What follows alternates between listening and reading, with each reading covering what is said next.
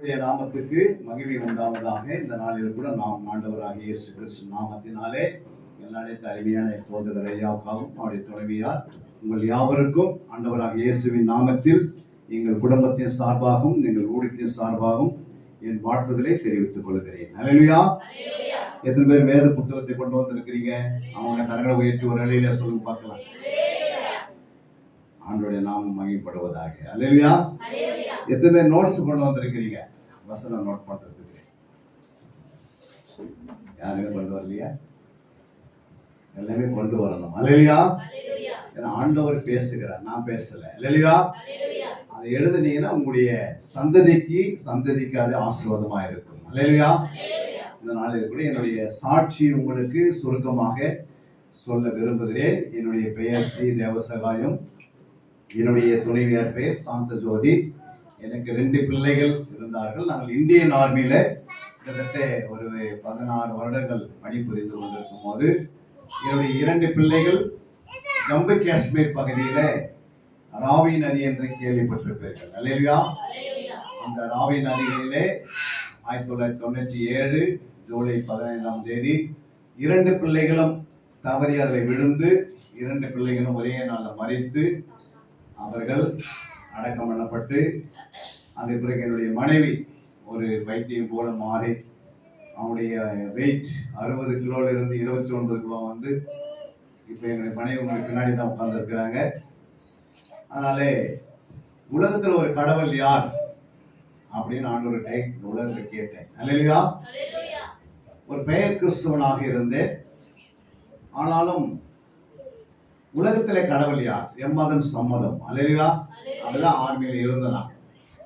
எம்மதம் சம்மதமா இருந்தனால இந்த மாதிரி ஒரு சூழ்நிலை வரும்போது அந்த சூழ்நிலையில ஆண்டவராகிய இயேசுவை அறியும்படிக்கு, அல்லேலூயா, உலகத்துல ஒரு கடவுள் யார் என்று கேட்கக்கூடிய அந்த கேள்வி வந்தது. அல்லேலூயா.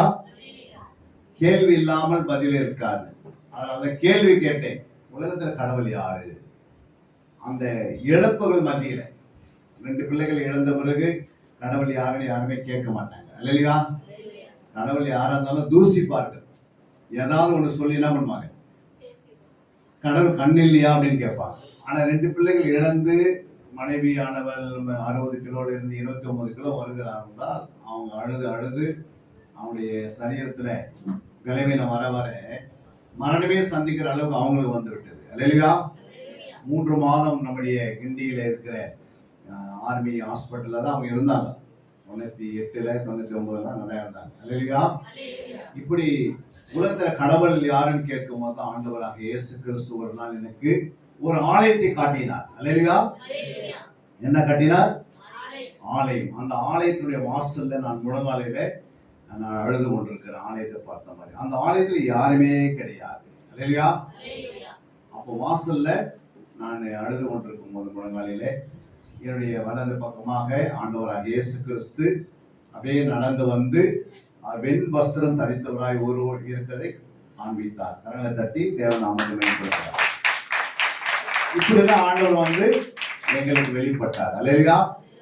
அவர் தன் கரத்தை நீட்டி என்னுடைய பின்னாடி பக்கம் நான் ஆண்டவராக இயேசு நின்று தன் கரத்தை நீட்டினார். அதுக்கு அவர் மறைஞ்சிட்டார். அல்லேலூயா. அப்போ ஆலயத்தை ஏன் காட்டினார் என்று அதெல்லாம் எனக்கு தெரியாது. கடவுள் ஒரு தரிசனம் காட்டுறாருன்னா அந்த தரிசனத்துல அந்த சொப்பனத்துல ஆலயத்தை காட்டுறதுன்னா இயேசு வந்து தன்னுடைய ஆலயத்தோடு இணைந்து இருக்கிறது நமக்கு தெரிகிறது. அல்லேலூயா. வேற ஏதாவது நான் துப்பாக்கி எடுத்து போற மாதிரி காட்டியிருந்தா கூட நான் இயேசு ஏற்றுக்கொண்டிருக்க மாட்டேன். இல்ல, ஆனா ஆலயத்தை காட்டி முழங்கால் படிட்டு நான் என்ன பண்ணிருக்கிறேன், என் பின்னாடி என்ன பண்ண ஆண்டவர் வந்து நிற்கிறார், தன் கரத்தை நீட்டினார். அல்லேலூயா. இரண்டாவது நாங்கள் நானே என் மனைவி வந்து சென்னைக்கு வந்து விட்டோம். இந்த பைபிள் எங்க அப்பா வந்து சொல்லுவார். எங்க அப்பா வந்து சிஎஸ்சில மூப்பரா இருந்தார். யாரா இருந்தாரு? மூப்பரா இருந்தார். அவர் சொல்லுவாரு, இது மனுஷன் தான் எழுதியிருக்கிறான் அப்படின்னு. மனுஷனை எழுதிய புத்தகத்தை ஏன் நாம் படிக்கணும் அப்படின்னு ஒரு எண்ணம் வரும்போது ஒரு நாள் டிவி பெட்டிக்கு முன்பாக ஒரு தீர்க்கதரிசி அவர் பேசிக் கொண்டிருக்கும் போது அப்பொழுது என்னுடைய பெயர் சொல்லி ஸ்ரீ தேவசகாய் என்ற சகோதரன் இந்த டிவி பெட்டிக்கு முன்னாடி முழங்கால் போட்டிருக்கிறார்.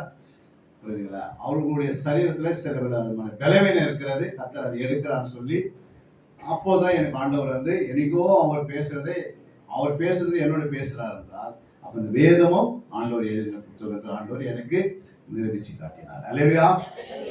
அது பிறகு நாங்கள் இந்த உலகத்துல வேலை இல்லாத இருந்தோம். வேலையை நாங்கள் இழந்துட்டோம், பிள்ளைகளை இழந்துட்டோம், எல்லாம் இழந்து வந்ததுனால ஒரு வேலையை தேடும்படி கொண்டாய் கம்பெனியில் போய் நான் கேட்டேன். அவங்க சொன்னாங்க, வேலையெல்லாம் உங்களுக்கு கொடுக்குறோம், ஆனா நீங்க கார் டிரைவிங் பிளஸ் என்ன பண்ணுங்க, ஸ்போக்கன் இங்கிலீஷ் பிளஸ் என்ன பண்ணுங்க, இதெல்லாம் கற்றுக்கொண்டு வரணும்னு சொன்னாங்க. கம்ப்யூட்டர்லாம் இது 3 கற்றுக்கொண்டு வந்த பிறகும் உங்களுக்கு வேலை கிடைக்கும். ஆனா ஒரு எம்ப்ளாய்மெண்ட் நியூஸ் பேப்பர் நீங்க பார்த்துருப்பீங்க. எம்ப்ளாய்மெண்ட் நியூஸ் பேப்பர் ஒன்று 2000 அது எனக்கு ஆவடியில ரயில்வே ஸ்டேஷன்ல வரும்போது மேலே தொங்க கொடுத்தாங்க. அந்த பேப்பர்ல அதை படித்து அந்த பேப்பர்ல என்ன பண்ணோம், ஒரே வேக்கன்ட் இருந்தது. எத்தனை வேக்கன்ட்? சென்ட்ரல் கவர்மெண்ட்ல ஒரே வேக்கன்ட் இருந்தது. அந்த ஒரே வேக்கன்ட் நான் பார்த்து படிக்கும் போது ஆண்டு சொன்னார், நான் உனக்கே இந்த வேக்கன்ட்டை தருகிறேன்னு சொன்னார். ஆனா அன்னைக்கு இன்டர்வியூ வரும்போது பாத்தீங்கன்னா 5000 பேர் வந்துக்கிறாங்க. எத்தனை பேரு? 5 நாள் அதே இன்டர்வியூ நடந்தது. அப்படி இருக்கிற நேரத்துல ஆண்டவர் என்ன பண்ணாரு, அந்த 2000க்குள்ள அந்த வேலையை கொடுத்தாரு. மறுபடியும் நாங்கள் டிஃபென்ஸ்குள்ளே போயிட்டோம். ஃபர்ஸ்ட் ஆர்மிக்குள்ள இருந்தோம், 2வது டிஃபென்ஸ்குள்ள 2000 ஒரு ஆலயத்துக்கு ஆவடியில் இருக்கிற ஏசிய சபைக்கு போகும்படி ஆண்டவர் கருவி செய்தார். நான் என் மனைவியும் இருவரும் அந்த இடத்துக்கு போனோம். மறுபடியும் குவார்டர்ஸ் கொடுத்துட்டார் ஆண்டவர். மறுபடியும் எங்களுடைய வாழ்க்கை குளிர்ந்து வருவதை பார்த்தோம். அல்லேலூயா. அது பிறகு நாங்க பெங்களூர்ல யூனிவர்சிட்டியில போய் நாங்க கரஸ்பாண்ட்ல ஒரு 7 வருஷம் படித்தோம். வேலை செய்து கொண்டே 7 வருடங்களாக என்ன செய்தோம், பிடிஹெச், எம்டிஹெச், பிஹெச்டி, பிடி, எம்டி, இப்படி டிடி, இப்படி பலவிதமான சத்தியத்தை அறிந்து கொள்வதற்கு ஆண்டவர் எங்களுக்கு கிருபை பாராட்டினார். நான் என் மனைவி சேர்ந்து படிக்க உதவி செய்தார். நாங்கள் படித்து முடித்து அதுக்கு 2011 ஆண்டவர் சொன்னார், நீங்கள் சத்திய வேத ஆராய்ச்சி வித்தியாசாலை என்ற ஒரு ஊழியத்தை ஆரம்பிக்கணும் அப்படின்னு சொன்னார். என்ன சொன்னாரு? சத்திய வேத ஆராய்ச்சி விஷன், அதாவது தரிசன ஊழியங்கள். சத்தியம் என்றால் இயேசு. அந்த இயேசுவை பார்க்கணும்னா வேதத்துக்குள்ளதான் பார்க்க முடியும். அல்லேலூயா. வேதத்தை நீங்கள் வேதத்தை ஓபன் பண்ணா இயேசு பார்க்க முடியாது. அப்போ சத்திய வேத ஆராய்ச்சி, ஆராய்ச்சினாலே வித்தியாசாலை, சத்திய வேத ஆராய்ச்சி வித்தியாசாலை. அப்போஸ்தலனாகிய பவுல் சொல்றாரு, ஒரு வித்தியாசாலை 2 வருஷம் அவர் ட்ரைனிங் கொடுத்திருக்கிறார். 19ஆம் அதிகாரத்தில் அது மாதிரி ஒரு வித்தியாசாலை ஆரம்பிக்க உதவி செய்தார். அதில் ஒரு தரிசனம் என்ற ஊழியத்தை கொடுத்தார். அதுக்கு பிறகு ஆண்டவர் ஒரு ஊழியத்தை கொடுத்தார். அல்லேலூயா. இப்படி சத்திய வேத ஆராய்ச்சி ஊழியத்தை ஆரம்பித்து 2011 ஆண்டுடைய கிருபையினால இது வரைக்கும் நடந்து கொண்டு வருகிறது. கிட்டத்தட்ட ஒரு 7000 பிள்ளைகள் உருவாக உதவி செய்திருக்கிறார். எத்தனை பிள்ளைங்க? நாங்க ரட்சிக்கப்பட்டு இந்த 7000 பேர் உருவாகும்படி ஆண்டவர் கிருபை பாராட்டினார். 2 பிள்ளைகளை இழந்தாலும் 1 கோடி பேரை உருவாக்குன்ற ஒரு பாரத்தோடு ஓடிக்கொண்டிருக்கிறோம். அப்படி வரும்போதுதான் அதிகமாக ஜெபத்தை ஏறெடுக்க ஆண்டவர் உதவி செய்தார். 3 பகல் 3 இரவு, 7 பகல் 7 இரவு, அதுக்கு 10 பகல் 10 இரவு, 21 இரவு 21 பகல், 40 பகல் 40 இரவு. அல்லேலூயா. உபவாசமாக தூங்காம இப்படிலாம் ஜெபிப்பதற்கு ஆண்டவர் பண்ணாரு, தன்னுடைய அபிஷேகத்தை எங்க மேல கொடுத்து, அந்த அபிஷேகத்தினால ஜெபம் என்பது நீங்க பாத்தீங்கன்னா ஜெபம் தேவனுக்கு நமக்கு ஒரு உறவை உண்டாக்குறது. அல்லேலூயா. ஜெபம் எதை குறிக்கிறது? தேவனுக்கு நமக்கும் ஒரு உறவு. 2வது ஜெபம் எதை குறிக்கிறது? Anti virus. ஜெபம் எதை குறிக்கிறது? ஒரு கம்ப்யூட்டர்ல வைரஸ் இருந்தா அது வேலை செய்யாது, ஒரு ஆன்டி வைரஸ் மாதிரி அது வேலை செய்கிறது. அல்லேலூயா. 3வது ஜெபம் என்பது பிசாசுக்கு உண்டாகிற அலர்ஜி. நம்ம எவ்வளவு ஜெபிக்கிறோமோ அவனுக்கு அலர்ஜி உண்டாகும். அல்லேலூயா. 4வது ஜெபம் என்பது ஒரு மேக்னெட் மாதிரி, அது ஆத்துமாக்களை எடுத்துக்கொண்டு வரும் ஜெபிக்கிற இடத்துல. அல்லேலூயா. 5வது ஜெபம் என்பது சாத்தானுக்கு உண்டாகிற கோமா ஸ்டேஜ். நம்ம எவ்வளவு ஜெபிக்கிறோமோ அவ்வளவுக்கு அவ்வளவு ஆசீர்வாதமா இருக்கும். அல்லேலூயா. அப்படி அவன் ஒரு கோமா ஸ்டேஜுக்கு போயிடுவான். இப்படி ஆண்டவர் ஜெபத்தோட அளவுகோல், வேதத்துல என்னென்ன ஜெபம் இருக்கிறது அந்த ஜெபம்லாம் ஜெபிக்க சொல்லிக்கிறோம். அத்தனை ஜெபத்தை நாங்கள் 2011 ஆரம்பித்து 2019 நாம் முடித்தோம். அல்லேலூயா. இப்போ பல மாவட்டங்களிலே, தமிழ்நாட்டில் போகாத மாவட்டம் கிடையாது. இந்தியால போகாத ஸ்டேட் கிடையாது. அல்லேலூயா. இந்த வேலை பணி புரிஞ்சுக்கிட்டே என்ன பண்றோம்? 8 மணி நேரம் வேலையும் செய்யணும், குடும்பத்தையும் நடத்தணும், ஊழியத்தை செய்யணும். அப்ப பரலோகத்தில் நம்ம கிரீடங்கள் இருக்கிறது. அல்லேலூயா. ஜீவ விருட்சத்தில் கனி இருக்கிறது. இதெல்லாம் நம்ம புசிக்கணும். இந்த கிரீடங்களை நாம் பெற்றுக்கொள்ளணும். நம்மளை ரட்சித்த ஆண்டவராக இயேசு கிறிஸ்துக்காக நம்ம ஏதாவது ஒரு ஊழியத்தை செய்யணும். அல்லேலூயா. சும்மா நம்ம உட்கார்ந்து போறது ஆண்டவருடைய பிரியம் கிடையாது. புரியுங்களா? ஆண்டவரை அறிந்து கொள்வது மிக அவசியம். அல்லேலூயா. அவர் சொல்றாரு, என்னையும் பிதாவாகிய தேவனையும் நீங்கள் அறிந்து நித்திய ஜீவனை பெற்றுக் கொள்ளுங்கன்னு சொன்னார் ஆண்டவர். அப்ப பிதாவையும் குமாரனையும் நாம் அறிவதே நித்திய ஜீவன். அல்லேலூயா. அப்ப இந்த வேதத்தை நல்லா கற்றுக்கொண்டாதான் அதை நடத்த முடியும். புரியுங்களா? நீங்க உட்கார்ந்து இருக்கிற சின்ன சின்ன ஊழியங்க நீங்க என்ன பண்ணலாம்? செய்யலாம். ஏதாவது ஒரு சின்ன ஒரு வாட்ஸ்அப் ஊழியம், ஒரு SMS ஊழியம், புரியுங்களா, ஒரு இன்டர்நெட்ல ஒரு ஊழியம், ஏதாவது ஒரு வார்த்தை எடுத்து வசனத்தை எடுத்து மற்றவங்களுக்கு என்ன பண்ணலாம்? அறிந்து போற மக்களுக்கு போய் அந்த வசனம் போச்சுன்னா அந்த வசனம் என்ன பண்ணுது? அவங்களோட பேசி அவங்களை விடுதலை ஆக்குது. அப்படி யாரெல்லாம் செய்யறீங்க? SMS ஊழியம், வாட்ஸ்அப் ஊழியம், வெறும் வாட்ஸ்அப் மட்டும் பார்த்து கொண்டு இன்டர்நெட் மட்டும் பார்த்து இருக்கிறீங்களா? மற்றவங்களுக்கு பிரயோஜனமா அந்த செல்போனை பயன்படுத்துறீங்க. அப்படியா இருக்கிறீங்களா? நான் வாட்ஸ்அப் ஊழியம் செய்யறேன், நீங்க செய்யுங்க, சிஸ்டர் செய்யறேன், அவங்க கரங்க தட்டுங்க. அது யாராவது மற்ற யாராவது இருக்கிறீங்களா? யாரும் இல்லை. அல்லேலூயா. வேற யாராவது இருக்கிறீங்களா? இதெல்லாம் நீங்க செய்யணும். ஆத்ம ஆதாயத்துக்கு என்ன பண்ணணும்? இதெல்லாம் நீங்க செய்யணும். எங்களுடைய யூடியூப்ல போய் நீங்க ட்ரூத் பைபிள்னு போட்டா அது வரும். நாங்கள் கொடுத்த மெசேஜ் எல்லாம் அது வரும். நித்தியன் டிவி மாலை 3லேருந்து 4 வரைக்கும் நாங்கள் அதை கொடுக்குறோம் மெசேஜ். ஜெயன் டிவியில் கொடுக்குறோம். 365 நாள் இந்த மெசேஜ் போயினே இருக்கும். அல்லேலூயா. வரப்போற ஏப்ரல் மாசத்துலேருந்து ஆவியானவர் எங்களுக்கு சொன்னார், ஒரு ஃபுல் டைம் டிவி நாங்களே அதை ஆரம்பிக்க ஆண்டவர் எங்களுக்கு கிருபை பாராட்டுவார். அல்லேலூயா. இப்படி பல விதமான ஊழியங்கள் இருக்கிறது. இதெல்லாம் செய்வதற்கு ஒருவர் மாத்திரம் செய்ய முடியாது. அல்லேலூயா. தேவனுடைய ரட்சிக்கப்பட்ட அத்தனை பேருக்கும் ஒரு சின்ன சின்ன ஊழியங்களை செய்து தேவனுடைய ராயத்தை கட்டி எழுப்புறதுதான் தேவ சித்தம். அல்லேலூயா. இதுதான் என்னுடைய சாட்சி. சொல்ல போனா இன்னும் நிறைய சாட்சிகள் இருக்கிறது. அல்லேலூயா. அதெல்லாம் சொல்லலாம். அது இப்போது நம்ம நேரம் இல்லை. ஒரு 50 நிமிஷத்துல நம்ம என்ன பண்ண போறோம்? தேவனுடைய வார்த்தையை நீங்கள் கேட்க போறீங்க. அல்லேலூயா. 7 காரியங்களை குறித்து நாம பார்க்க போறோம். இயேசு கிறிஸ்துடைய முதல் வருகையில 7 வார்த்தைகள். எத்தனை வார்த்தை? முதல் வார்த்தை புரியுங்களா? முதல், இயேசு தொழுவத்தில் பிறந்தவராக வந்தார். இயேசு என்ன பண்ணாரு? இயேசு தொழுவத்தில் பிறந்தவராக வந்தார். இரண்டாவது, இயேசு கழுதியின் மேல் தாழ்மையாய் வந்தார். அல்லேலூயா. மூன்றாவது, இயேசு பாவிகளை ரட்சிக்க வந்தார். நான்காவது, இயேசு ஆட்டுக்குட்டியை போல் வந்தார். ஐந்தாவது, இயேசு ஜனங்களை ஏற்றுக்கொள்ள ரத்தம் சிந்த வந்தார். அல்லேலூயா. ஆறாவதாக, இயேசு கட்டப்பட்டவராய் பாடுபட்டார். ஏழாவதாக, இயேசு முட்கிரீடத்தை தரித்தவராய் வந்தார். அல்லேலூயா. எத்தனை சொன்னேன் நானு? என்ன சொன்னேன்? ஒன்னு சொல்ல பார்க்கலாம். இயேசு தொழுவத்தில் வந்தார். அப்புறம்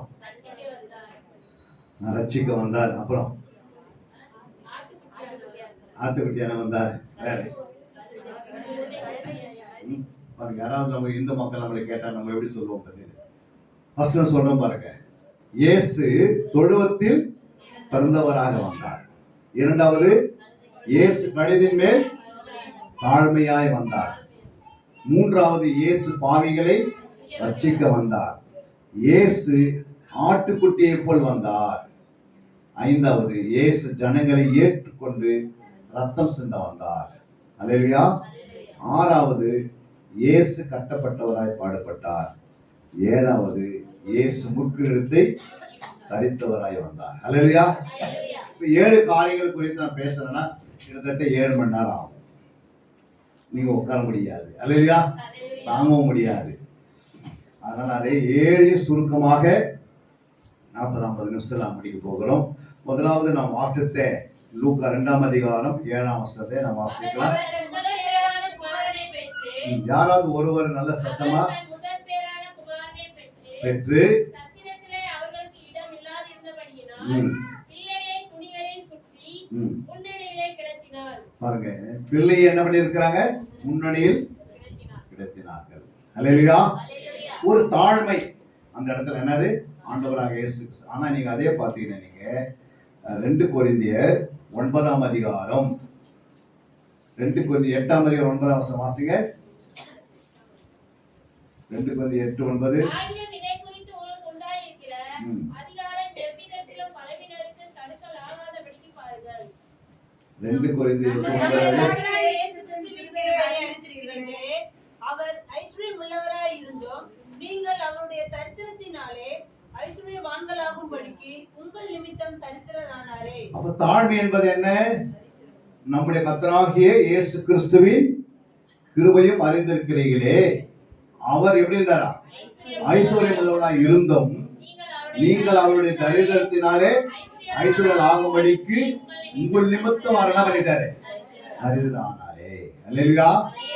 அப்போ 3வது நாம் பார்க்கிறோம் மத்தேயு 8ஆம் அதிகாரம் 20ஆம் வசனம். மத்தேயு 8:20. அதற்கு இயேசு நரிகளுக்கு குழிகளும் ஆகாயத்து பறவைகளுக்கு கூடுகளும் மனுஷகுமாரனுக்கோ தலை சாய்க்க இடமில்லை என்றார். அல்லேலூயா. இப்ப பாருங்க, இடமே இல்லாதே இந்த பூமியில வாழ்ந்துட்டு போயிட்டாரு. அல்லேலூயா. எவ்வளவு தாழ்மை நம்முடைய ஆண்டவர். நமக்கு ஏதாவது நம்ம இந்த உலகத்துல வாழணும்னா ஒரு வீடு வேணும், புரியுங்களா? அவருக்கு எதுவுமே இல்ல, ஆனால் அவர் வாழ்ந்து காட்டினார். அல்லேலூயா. நம்ம பாருங்க, வீடு இல்லைன்னு ஒவ்வொன்று என்ன பண்றோம்? சண்டை போடுறோம். தேவையில்லாத லோன் போட்டு என்ன பண்றோம்? அதை வாங்கி அதை கட்ட முடியாம மறுபடியும் அதை வித்துறோம். அல்லேலூயா. ஏன் அப்படின்னா நமக்கு யாரையா காட்டில நம்ம அவங்களை காட்டில பெரிய ஆளா மாறணும் அப்படிலாம் இல்லை. அல்லேலூயா. தாழ்மை உள்ளவருக்கு ஆண்டவர் என்ன செய்யறாரு? கிருபையை அளிக்கிறார். அல்லேலூயா. எது இருந்தாலும் இல்லைனாலும் இயேசு நமக்குள்ள இருக்கிறார். அதான் நம்முடைய நிச்சயம். இயேசு உனக்குள்ள இருந்தா உன்னுடைய எல்லா தேவைகளையும் ஏற்ற நேரத்தில் ஆண்டவர் சந்திப்பார், ஏற்ற வேலையில் சந்திப்பார், ஏற்ற காலங்களிலே நமக்கு ஆண்டவர் கொடுப்பார். புரியுங்களா? நான் கூட என்ன பண்ணியிருந்தோம்? வீடு இல்லையே அப்படின்னோம். ஆண்டவர் சொன்னார், இன்று நான் உங்களுக்கு ஒரு வீட்டை கொடுப்பேன் அப்படின்னாரு. அல்லேலூயா. 2 சாமுவேல் 7:11 வாசித்தீங்கன்னா 2 சாமுவேல் 7:11. உன்னுடைய எல்லா சத்துருக்களுக்கும் உன்னை நீங்களாக்கி இளைப்பாறும் பண்ணினேன். இப்பொழுதும் கர்த்தர் இப்போது வீட்டை உண்டு பண்ணுவார் என்பதே கர்த்தர் உனக்கு அறிவிக்கிறார். இன்னைக்கு வீடு இல்லாத இங்க வந்து உட்கார்ந்து இருப்பீங்க. அல்லேலூயா. ஆனா ஆண்டவர் என்ன சொல்றாரு? இந்த வாக்குத்தத்தத்தை எங்களுக்கு கொடுத்து காலையில 5 மணிக்கு இந்த வாக்குத்தத்தத்தை கொடுத்தாரு. 8 மணிக்கு வீடு வந்து சேரும். 8 மணிக்கு 3 ஹவர்ல வாக்குத்தத்தத்தை நிறைவேற்றுகிறவர் நம்முடைய ஆண்டவர். அல்லேலூயா. அவருக்கு ஒரு பிளாட் கொடுக்கணும்னு சொல்ல அந்த இடத்துல என்ன கொடுக்கறாரு? வீட்டை உண்டு பண்ணி தருவேன். அல்லேலூயா. சொன்னவரே என்ன பண்ணிட்டாரு? அப்படியே நிறைவேற்றினார். அல்லேலூயா. நம்முடைய தேவன் யாரு? அப்படியே நிறைவேற்றுகிறவர். புரியுங்களா? அவருக்கு தலை சாக்கி இடம் இல்லை. புரியுங்களா? அவர் முன்னணியில வைத்துட்டு இருக்கிறாங்க. புரியுங்களா? அவருக்கு தரித்திரா இருந்து நம்ம தரித்திரத்தை நம்முடைய தரித்திரம் என்ன பண்ணிட்டாரு? ஏற்றுக்கொண்டார். அல்லேலூயா. அப்படி ஏற்றுக்கொண்டாலும் ஆண்டவர் என்ன செய்தாரு? நமக்கு சொல்லுங்க, வீட்டை உண்டு பண்ணி தருவார். நீங்க விசுவாசிக்கிறீங்களா? கர்த்தர் வீட்டை கட்டாராயில் அதை கட்டுகிறீர்கள் பிரியாசம். ஆண்டவர் வீட்டை கட்டி தரார். நீங்க போய் என்ன பண்ண முந்தி கொள்ளக்கூடாது. பேங்க்ல லோனு போட்டு டக்குன்னு எப்படியாவது ஒரு இடத்த வாங்கி நீங்க முந்திங்கன்னா ஆண்டவர் செய்ய முடியாது. அல்லேலூயா. நீங்க ஆண்டவருக்கு இடம் கொடுக்கணும். அவர் சொல்றாரு, இப்போது இடம் கொடுங்கள். அல்லேலூயா. யாரெல்லாம் இடம் கொடுக்குறீங்களோ அவங்களுக்கு என்ன செய்வார் ஆண்டவரே? அதன் காலத்துல உங்களுக்கு தேவைகளை அவரே சந்திப்பார். அல்லேலூயா. அது மட்டும் இல்ல, இயேசு எதுக்காக வந்தார்? லூக்கா 2:10 வாசிக்கும் போது தேவதூதன் அவர்களை நோக்கி, பயப்படாதிருங்கள், எல்லா ஜனத்துக்கும் மிகுந்த சந்தோஷத்தை உண்டாக்கும் நற்செய்தியை உங்களுக்கு அறிவிக்கிறேன். எல்லா ஜனத்துக்கும் மிகுந்த சந்தோஷம். யாரு? இந்த உலகத்துல வாழுகிற எல்லா ஜனங்களுக்கு என்ன உண்டாகுது? வேற என்ன கொடுக்க முடியுமா? சந்தோஷம். அவர் சொல்றாரு, எல்லா ஜனத்துக்கும் மிகுந்த சந்தோஷத்தை உண்டாக்கும் நற்செய்தி உங்களுக்கு அறிவிக்கிறேன். அதுல முக்கியமா பார்த்தா அந்த கீவேர்டு பாத்தீங்கன்னா நற்செய்தி. அதுதான் ஏசாயா 61:1 சொல்லப்பட்டிருக்கு. ஏசாயா 61 வாசிங்க. கர்த்தராகிய தேவனுடைய ஆவியானவர் என் மேல் இருக்கிறார். ஆவியானவர் என் மேல் இருக்கிறார். சிறுமைப்பட்டவருக்கு சுவிசேஷத்தை அறிவிக்க. ஃபர்ஸ்ட் நான் யாருக்கு உண்டாக்குறாரு? சிறுமைப்பட்டவர்களுக்கு ஃபர்ஸ்ட் நற்செய்தி அறிவிக்கிறார். இரண்டாவது இருதயம் நொறுங்குண்டவர்களுக்கு, சிறைப்பட்டவர்களுக்கு விடுதலையும், கட்டுண்டவர்களுக்கு கட்டவிழ்த்தலையும் கூறவும், கர்த்தருடைய அனுக்கிரக வருஷத்தையும் நம்முடைய தேவ நீதியை சரிக்கட்டும் நாளையும் கூறவும், துயரப்பட்ட அனைவருக்கும் ஆறுதல் செய்யவும், சீயோனிலே துயரப்பட்டவர்களை சீர்படுத்தவும், அவர்களுக்கு சாம்பலுக்கு பதிலாக சிங்காரத்தையும், துயரத்துக்கு பதிலாக ஆனந்த தைலத்தையும், ஒடுங்கின ஆவிக்கு பதிலாக துதியின் உடையையும் கொடுக்கவும் அவர் என்னை அனுப்பினார். அவர்கள் கர்த்தர் தம்முடைய மகிமைக்கென்று நாட்டின நீதியின் விருட்சங்கள் எண்ணப்படுவார்கள். அல்லேலூயா. நம்ம எப்படி இருப்போம்? நீதியின் விருட்சங்களாக. அப்போ கர்த்தர் சொல்றாரு, எல்லா ஜனத்துக்கும் மிகுந்த சந்தோஷம் உண்டாகும்படி நற்செய்தி அளிக்கு. அப்ப நற்செய்தி எங்க ஆரம்பிக்குதுன்னா ஏசாயா 61:1 தான் ஆரம்பிக்குது இல்ல? அப்ப எதுக்காக ஆண்டு செய்யறாரு? இதெல்லாம் அங்கே சொல்றாரு, லிஸ்ட் போட்டு காட்டுறாரு யாரா இருக்கலாம். அந்த நற்செய்தி கேட்கிறவங்க தான் சந்தோஷம். இப்ப நற்செய்தி எங்க இருக்குது? பைபிள்ல தான் இருக்கு. இந்த வேதத்தை யார் வாசிக்கிறீங்களோ, நீங்க எப்படி துயரப்பட்டிருந்தாலும், நொறுங்கி போயிருந்தாலும், பலவீனப்பட்டிருந்தாலும், வியாதியா இருந்தாலும், எப்படிப்பட்ட நோய் இருந்தாலும், கேன்சர் வியாதி, எந்த வியாதி இருந்தாலும், எவ்வளவு பேர் கடன் இருந்தாலும், சரிங்களா, எவ்வளவு பேர் தரித்திரம் இருந்தாலும், இயேசுவை யார் வார்த்தையை ஏற்றுக்கிறாங்களோ, இயேசுவை யார் ஏற்றுக்கொண்டு விசுவாசிக்கிறாங்களோ, விசுவாசிக்கிறவர்கள் அறிக்கை பண்ணுகிறார்களோ, யாரெல்லாம் அறிக்கை பண்ண அவங்களை பெற்றுக் கொள்கிறார்கள். அல்லேலூயா. இயேசுவின் இடத்திலிருந்து எல்லாமே லகுவா பெற்றுக்கொள்வதற்கு எல்லா வழிவாசலாண்டு திறக்கிறார். புரியுங்களா? ரொம்ப கடினமான காரியங்களே கிடையாது. புரியுங்களா? ரொம்ப கஷ்டமான, ரொம்ப ஆண்டு கொடுக்க மாட்டார் அப்படிலாம் கிடையாது. நம்ம அவருடைய வார்த்தையில, வசனத்துல அந்த நற்செய்தியை கற்றுக்கொள்ள வேண்டும். அல்லேலூயா. அதை கேட்டு ஆண்டவரை இயேசு என்ன செய்ய வல்லவர் அவரு, புரியுங்களா? அப்படியே நமக்கு தெரியும். இரண்டாவது நாம அங்க பார்க்கிறோம், நீங்கள் இயேசு கழுதின் மேல் தாழ்மையாய் வந்தார். மத்தேயு 21 4 வசனத்தை வாசிக்கலாம். இதோ உன் ராஜா சாந்த குணமுள்ளவராய் கழுதையின் மேலும் கழுதை குட்டியாகிய மரியின் மேலும் ஏறிக்கொண்டு உன்னிடத்தில் வருகிறார் என்று சீயோன் குமாரத்திற்கு சொல்லுங்கள் என்று தீர்க்கதரிசியினால் உரைக்கப்பட்டது நிறைவேறும்படி இதெல்லாம் நடந்தது. அல்லேலூயா. உன் ராஜா, புரியுங்களா, எது மேல வராரு? சாந்த குணமுள்ளவராய் கழுதையின் மேல் கழுதை குட்டியாகிய மரியின் மேலும் ஏறிக்கொண்டு உன்னிடத்தில் வருகிறார் என்று சீயோன் குமாரத்திக்கு சொல்லுங்கள். நம்மள யாரு? சீயோன் குமாரத்தி. அவர் கழுதை மேல் வருகிறார். அல்லேலூயா. ஆண்மையை வெளிப்படுத்துகிறார். இரண்டாவதாக அல்லேலூயா.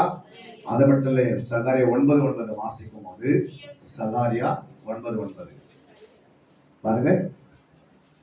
சீயோன் குமாரத்தியே மிகவும் களிகூரு. பாருங்க, சீயோன் குமாரத்தியே மிகவும் களிகூரு. எருசலேம் குமாரத்தி மிக கம்பீரி. இதோ உன் ராஜா உன்னிடத்தில் வருகிறார். அவர் நீதி உள்ளவரும் ரட்சிக்கிறவரும் தாழ்மை உள்ளவரும் கழுதின் மேலும் கழுதி குட்டியாகிய மரியின் மேலும் ஏறி வருகிறமாய் இருக்கிறார். அல்லேலூயா. இங்கே சீயோன் குமாரத்தி என்றாரு மிகவும் களிகூரு. நம்மள எப்படி இருக்கணும்? சந்தோஷன்றது 30%, மகிழ்ச்சி என்பது 60%, களிகூறு எவ்வளவு? 100%. அல்லேலூயா. சந்தோஷத்துக்கு அடுத்த ஸ்டெப் போகணும், அதுதான் மகிழ்ச்சி. அதுக்கு அடுத்து தான் களி கூறுறது. அல்லேலூயா. ஆண்டவர் சொல்றாரு, சீயோன் குமாரத்தியே மிகவும் களிக்கூறு, எருசலேம் குமாரத்தியே கம்பீரி. இதோ உன் ராஜா உன்னிடத்தில் வருகிறார். அவர் நீதி உள்ளவரும் ரட்சிக்கிறவரும் தாழ்மை உள்ளவர்களும். இப்படி 3 பட்டியல் போட்டு காட்டுறார். அல்லேலூயா. அவர் நீதி உள்ளவரா, நம்ம எப்படி இருக்கணும்? நம்மள நீதி உள்ளமா ஆகணும். அவர் தாழ்மை உள்ளவரா இருந்தா நம்மளும் தாழ்மை உள்ளவர். அவர் ரட்சிக்கிறார், நம்மள என்ன பண்ணணும்? ஆத்துமாக்களுக்காக ரட்சிப்புக்காக பாடுபட வேண்டும். இதெல்லாம் நம்ம செய்தாதான் நம்ம உண்மையான சீயோன் குமாரத்தியா வாழ முடியும், இஸ்ரவேல் குமாரத்தியா வாழ முடியும். அல்லேலூயா. அப்படி எத்தனை பேர் வாழ விரும்புறீங்க? இல்ல அப்படியே வந்து உட்கார்ந்துட்டு புரியுதுங்களா? பார்த்துட்டு நல்லா இருந்தது மெசேஜ் சொல்லிட்டு போறதுக்கா? அவர் என்ன செய்தார்? அவருடைய அடிச்சோடு என்ன பண்ணோம்? பின்பற்றணும். அல்லேலூயா. இயேசு என்ன செய்தார்? அதை நம்ம செய்ய சொல்றாரு. சீசர்கள் பார்த்து சொன்னாரு, இன்னும் எவ்வளவு நாள் உங்களோட கூட இருப்பேன் நானே. இந்த பிசாசு ஓட்ட மாட்டேன்றீங்களே, இந்த ஜாதி பிசாசு ஓட்டு நம்ம என்ன செய்யணும்? உபவாசத்தினாலும் ஜபத்தினால் நன்றி நம்ம அதை போகவே போகாது. அப்ப நம்ம குடும்பத்துல ஒரு சின்ன பிரச்சனை வருதுன்னா அதுக்கு என்ன செய்யணும்? ஒரு உபவாசத்தை போடணும். சபையில வந்து அல்லேலூயா, ஆலயத்துல வந்து என்ன செய்யணும்? ஒரு ஜபத்தை போடணும், இரவு ஜபத்தை. அதான் உபவாசம் ஜபன்றார். உபவாசம் என்றால் பகல்ல, ஜபம் என்றால் இரவுல. அல்லேலூயா. எத்தனை பேர் பகல் இரவு ஜபம் பண்றீங்க? என்ன இங்க பண்ற கரங்களை உயர்த்தி, நான் பகல் இரவு ஜபம் பண்றேன் அப்படின்னு ஆண்டவர் சொல்லி இருக்கிறார். அப்பதான் அந்த பிசாசு என்ன பண்ணும்? ஓடிடும். அந்த தெருவுல அது ஓடு கத்தின்னு இருக்கும். நீங்க ஜோம் பண்ணா அந்த தெருவில் என்ன பண்ணும்? ஓடிடும். நீ கத்தலாம் உங்க வீட்டை பிடிச்சிடும். சரிங்களா? அப்ப பிசாசுகள் வந்து எப்போ போது? ஜபத்தினாலும் உபவாசத்தினாலும். வயிற்றை கட்டி ஒரு நாள் என்ன பண்ணும்? வாரத்துக்கு ஒரு நாள் நம்முடைய வயிற்று என்ன பண்ணும்? வெறுமையாக்கணும். அல்லேலூயா. உபவாசம் பண்ணணும். இந்த சரீரம் வந்து மண்ணுக்கு தான் போக போகுது. ஒரு நாள் மண்ணு சாப்பிட்டுற போகுது. யாருன்னா விடுமா மண்ணு? யாருமே விடாது. மாமா இதனால நீங்க நான் கொடுத்ததெல்லாம் நீ சாப்பிட்டேன், இப்ப நான் பண்ண போறேன் உன்ன சாப்பிட போறேன். அப்ப இந்த மண்ணுக்கு போற சரீரத்துக்கு நம்ம என்ன செய்யறோம்? இருக்கிற நேரத்துல மண்ணுக்கே கொடுத்துட்டு இந்த சரீரத்துக்கு கொடுத்துட்டு ஆத்மா கொடுக்கலாம். ஆத்மா என்ன பண்ணோம்? வரிகளை போகாது. அல்லேலூயா. நம்ம ஏமாந்து போயிடக்கூடாது. அல்லேலூயா. ஏன்னா உள்ளுக்கிற ஆத்மா வந்து பரலோகம் போகணும். அதை ஆயத்தப்படுத்தல போகாது. புரியுதுங்களா? ஏமாந்து போயிடுவீங்க. கல்லர் வரைக்கும் தான் பேரு போகும். எது வரைக்கும்? கல்லர் வரைக்கும் உன் பேரு போகும். அவ்வளவுதான். ஜீவ புஸ்தகம் பேரு இருக்காது. புரியுங்களா? ஏன் இருக்காது? நீங்களே என்ன பண்ணிட்டீங்க? ஜெபம் பண்ணாதனால அது என்ன ஆயிடுச்சு? ஜெபிக்காதவங்க பேரு ஜீவ புஸ்தகம் என்ன பண்ணாரு? இருக்காது. திருப்பி போட்டுருவாங்க. வாசித்து பாருங்க. அந்த இடத்துல சொல்லப்பட்டிருக்கிறது. வெளிப்படுத்தினல் 20ஆம் அதிகாரம் கடைசி ஒரு வசனம் வாசிங்க. கடைசியில ஜீவ புஸ்தகத்திலே எழுதப்பட்டவனாக, பாருங்க, ஜீவ புஸ்தகத்திலே எழுதப்பட்டவனாக காணப்படாது எவனா. பாருங்க, எழுதப்பட்டுச்சு. எப்ப எழுதப்பட்டது? நீங்க ஞானஸ்தானம் எடுக்கும்போது எழுதப்பட்டுச்சு. ஜலத்தினால் ஞானஸ்தானம் எடுக்கும்போது ஜீவ புஸ்தக பேர் எழுதுவார். அல்லேலூயா.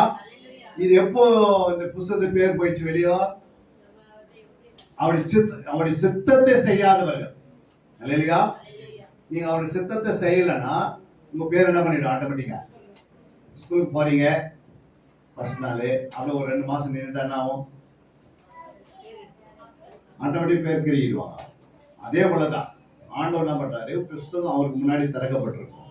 அந்த புஸ்தகத்தில் நீ பேரை தக்க வைக்கணும்னா அதுக்கு என்ன செய்யணும்? ஆப்சன்ட் இல்லாத ஆண்டோட பேசணும். டீச்சரோட அந்த பிள்ளை வந்து பேசி டீச்சர் சொல்லதான் அந்த பிள்ளை எழுதினா அந்த பிள்ளை ஒரு நாள் பாஸ் ஆயிடும். தேவன் நம்மோட பேசணும்னா எப்படி பேசுவாரு? வசனத்தின் மூலமா பேசுவாரு, வார்த்தையின் மூலமா பேசுவாரு.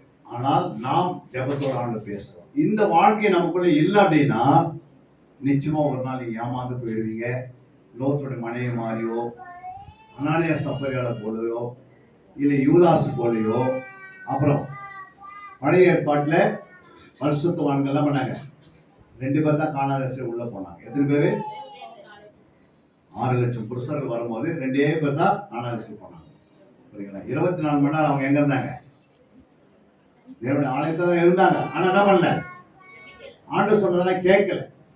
முறுமுறுத்தாங்க, கீழ்ப்படியில, தேவ சித்தத்தை செய்யல, வசனம் சொன்னா நோட் பண்றது இல்ல, பைபிளை கையில எடுத்து வந்து பைபிளையே வச்சுக்கிட்டு என்ன பண்றது? அப்படியே எடுத்து போயிருது வீட்டுக்கு. அல்லேலூயா. அப்படி நான் சொல்ல, விசாஸ் சொல்லுவா, நீ என்ன பண்ணு? நோட்ஸ் எல்லாம் கொண்டு போவாதே, நீ தச்சுக்கு போ. என்ன பண்ற? தப்பு தவறி என்ன பண்ணாரு? இந்த வசனங்களை எழுதாது. அல்லேலூயா. நீ எழுதனா எனக்கு ப்ராப்ளம், நீ எழுதாதான் உனக்கு ப்ராப்ளம் நான் கொடுத்துருவேன். அல்லேலூயா. எழுதாத நிலைமைனா எப்படி இருக்கும்? பாருங்க. எழுதாத யாருடைய கஷ்டம், யாருக்கு ஆபத்து? அவங்களுக்கு தான். நீ எழுதி அதை நீ டைரி போட்டு 2023ல 52 மெசேஜ் கொடுத்தாரு எங்க மேற்பரு. எத்தனை மூணு? 52 மெசேஜ் கொடுத்தாரு. அழகா ஒரு நல்லா எழுதி டைரிய அந்த 2020 உங்களுடைய ஷோகேஸ்ல வச்சீங்கன்னா பின்னாடி வர சந்தேகத்தை படிக்கும். படிக்காத சொத்து சேர்த்து வைக்க சொன்னார். ஆண்டு எது சேர்த்து வைக்கணும்? இந்த வசனங்களை சேர்த்து பிள்ளைங்க வச்சுட்டு போயிட்டா அவங்க எந்த நாட்டுல போனாலும் ஆசீர்வாதமா இருப்பாங்க. இல்லையா? அப்ப எழுதுறதுக்கு இது எழுதுற காலம். ஃபர்ஸ்ட் உடன்படிக்கை பெட்டியில் தான் இருந்தது, 10 கட்டளை இருந்தது. அவங்களுக்கு எழுதக்கூடியதோ கையில கொடுக்கலாம் ஆண்டவர். இப்ப பைபிளை கையில கொடுத்துட்டாரு, நம்ம எழுதுறது இல்லை. இல்லையா? அப்ப இதெல்லாம் எழுதுனாதான் உங்களுடைய ஆசீர்வாதம் கிடைக்கும். எழுதுனாதான் இருதயத்தில் எழுத முடியும். வீட்டுல போய் மறுபடியும் திருப்பி பார்க்க முடியும். எழுதினாதான் நீ வீட்டுல போய் என்ன செய்ய முடியும்? குடும்ப ஜெபத்துல மறுபடியும் அதை ரிப்பீட் பண்ண முடியும். அது உங்களை ஆசீர்வாதமும் கொண்டு வரும்.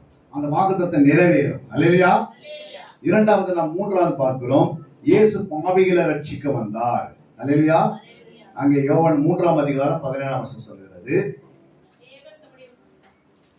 வாசிக்கமா?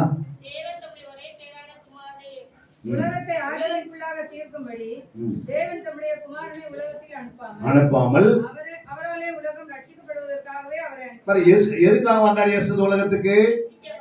உலகத்தை ஆக்கினைக்குள்ளாக தீர்க்கும்படி தேவன் தம்முடைய குமாரனை உலகத்தில் அனுப்பாமல் அவராலே உலகம் ரட்சிக்கப்படுவதற்காகவே அவரை அனுப்பினார். அல்லேலூயா.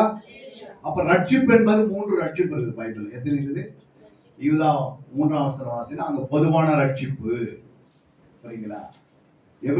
ஏசாயா 33ல நீங்க 6ஆம் வசனம் வாசித்தீங்கன்னா அங்க பரிபூரணமான ரட்சிப்பு. புரியுங்களா? எபிரேயர் 5ஆம் அதிகாரம் 7ஆம் வசனம் வாசித்தீங்கன்னா எபிரேயர் 5:7ல அங்க நித்திய ரட்சிப்பு. அல்லேலூயா. இந்த பொதுவான ரட்சிப்பு இயேசு நமக்கு கல்வாரி சிலுவையில தருகிறார். பூரண ரட்சிப்பு ஆவியை நமக்கு சபையில கொடுக்கிறார். நம் பூரணம் ஆகுவதற்காக நம்மள எப்படி இருக்கணும்? பூரணத்துக்குள்ள போகணும். 6ஆம் அதிகாரம் நீங்க 3ஆம் வசனம் வாசித்து பாருங்க. எபிரேயர் 6:3 வாசிக்கலாம்.